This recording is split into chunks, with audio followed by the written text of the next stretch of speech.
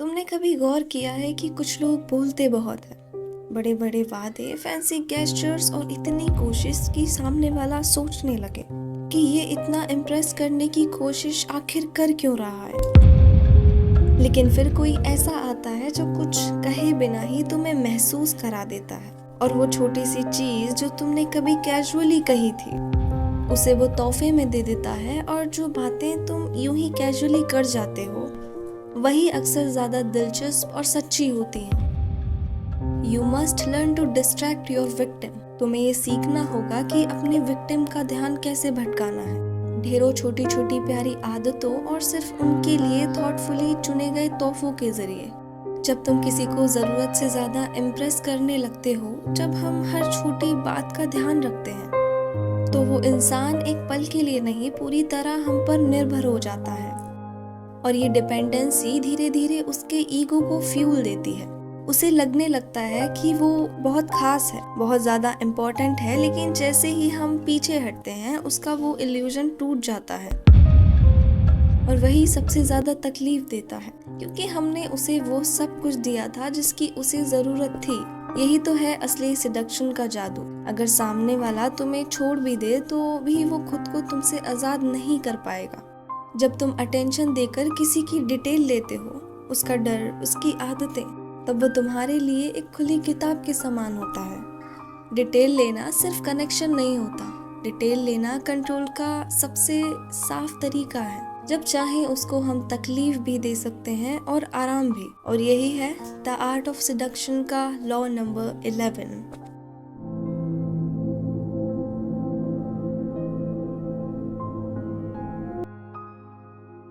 Mesmerising effect, ये एक ऐसा इफेक्ट है जो मंत्रमुग्ध कर देता है, या हम इसे सम्मोहन भी कह सकते हैं। इसे मनोरम प्रभाव या आकर्षण प्रभाव भी कहा जा सकता है। इसका मतलब है किसी चीज का इतना आकर्षण या मनोरम होना कि वह देखने वाले को सम्मोहित कर ले, उसे मंत्रमुग्ध कर दे। दिसंबर 1898 में चीन में 7 प्रमुख पश्चिमी देशों के राजदूतों की पत्नियों को एक अजीब निमंत्रण आता है। 63 वर्ष की एक महारानी डाओवेजर तजुहशी ने बीजिंग की सिटी में उनका सम्मान में एक भोज का आयोजन किया था। राजदूत स्वयं महारानी डाओवेजर तजुहशी से पहले ही कई कारणों से असंतुष्ट थे। वो एक मैंचू जाति की थी, उत्तरी चीन के वो लोग जिन्होंने 17वीं सदी की शुरुआत में चीन पर विजय पाई थी और लगभग 300 वर्षों तक चीन राजवंश को कायम रखा। मांचू जाति चीन का एक जातीय समूह है जो मंचूरिया क्षेत्र से है। मांचू लोग नस्ल से चीनी नहीं है, लेकिन उन्होंने चीन पर शासन किया और चीन राजवंश की स्थापना की। 1898 की शुरुआत में महारानी का भतीजा सम्राट कुआंगशु, जो सिर्फ 27 वर्ष का था, पश्चिमी शक्तियों के समर्थन से सुधारों की एक श्रृंखला शुरू कर चुका था। लेकिन सिर्फ 100 दिन बाद खबर आई कि सम्राट बीमार है और महारानी तजुशी ने फिर से सत्ता पर कब्जा कर लिया। और शक हुआ कि महारानी ने सुधारों को रोकने के लिए कोई चाल चली है और सम्राट को या तो जहर दिया जा रहा था या शायद वो पहले ही मर चुके थे।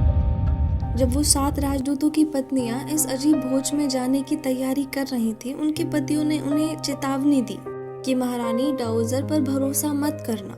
वो एक धूर्त महिला है जिसने सम्राट की एक उपपत्नी के रूप में गुमनामी से शुरुआत कर वर्षों में बहुत ताकत इकट्ठा की है। वो चीन की सबसे डरावनी महिला है, और जब उन 7 महिलाओं का दिन आया भोज में जाने का, तो वो गईं। उन्हें फॉरबिडन सिटी से पालकियों में सवार होकर लाया गया, जिन्हें दरबारी नौकरों द्वारा उठाया जा रहा था। वो 7 महिलाएं पश्चिम की सबसे आधुनिक फैशन में थी।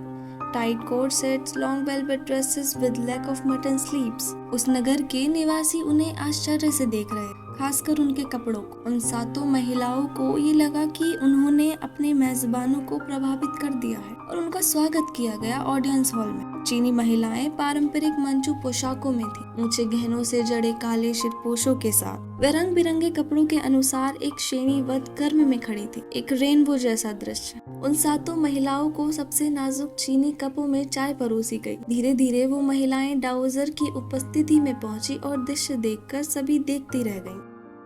महारानी डाउजर ड्रैगन सिंहासन पर बैठी, जो सोने से मढ़ा हुआ था और रत्नों से जड़ा हुआ था।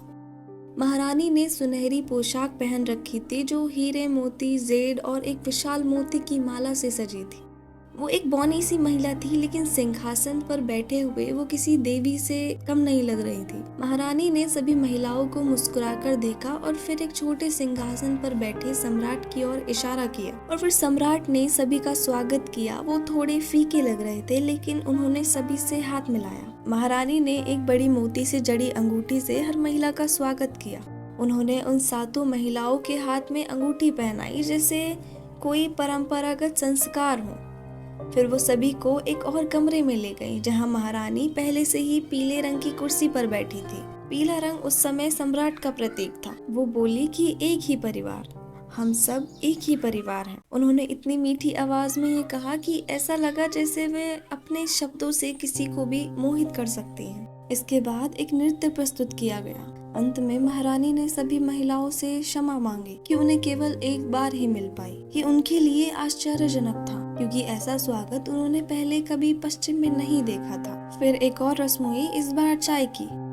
महारानी ने फिर बोला कि एक ही परिवार, हम सब एक ही परिवार हैं। महिलाओं को और उपहार दिए गए। फिर उन्हें वापस उनकी पालकियों में बैठाकर फॉरबिडन सिटी से बाहर भेजा गया। बाद में जब राजदूतों की पत्नियों ने अपने पतियों को ये सब बताया, तो उन्होंने महारानी डाउजर के प्रति एक नई तरह की प्रशंसा व्यक्त की। अमेरिकी राजदूतों की पत्नियों ने कहा वह बहुत सौम्य और हंसमुख थी। उनके चेहरे से संभावना झलक रही थी, कोई क्रूरता नहीं दिखी हमें। उनके कार्यों में स्वतंत्रता और गरिमा थी। हम सम्मान और प्रशंसा से भर गए। उन महिलाओं ने बताया कि सम्राट ठीक है और महारानी पर भरोसा किया जा सकता है। अमेरिकी लोग वास्तव में नहीं जानते थे कि फॉरबिडन सिटी के अंदर आखिर चल क्या रहा था। सच तो ये था कि सम्राट को गिरफ्तार कर लिया गया था और शायद उसकी बुआ महारानी की हत्या करने की कोशिश भी की जा रही थी। लेकिन महारानी ने उसे कन्फ्यूजन टर्म से मजबूर किया कि वो अपना त्यागपत्र दे और दुनिया को बता दे कि वो बीमार है। बदले में उसे राज्य के आयोजनों में भाग लेना था और दिखाना था जैसे कुछ हुआ ही नहीं। महारानी डाउजर पश्चिमी लोगों से नफरत करती थी। वो राजदूतों की पत्नियों को बेहुदा फैशन और नकली मुस्कानों वाली महिलाएं मानती थी। ये भोज एक दिखावा था, एक मोहक चाल, जिससे पश्चिमी शक्तियों को संतुष्ट किया जा सके। पश्चिमी लोग जो लड़ाई की धमकी दे रहे थे, अगर सम्राट की हत्या हो जाती तो वो हमला कर देते।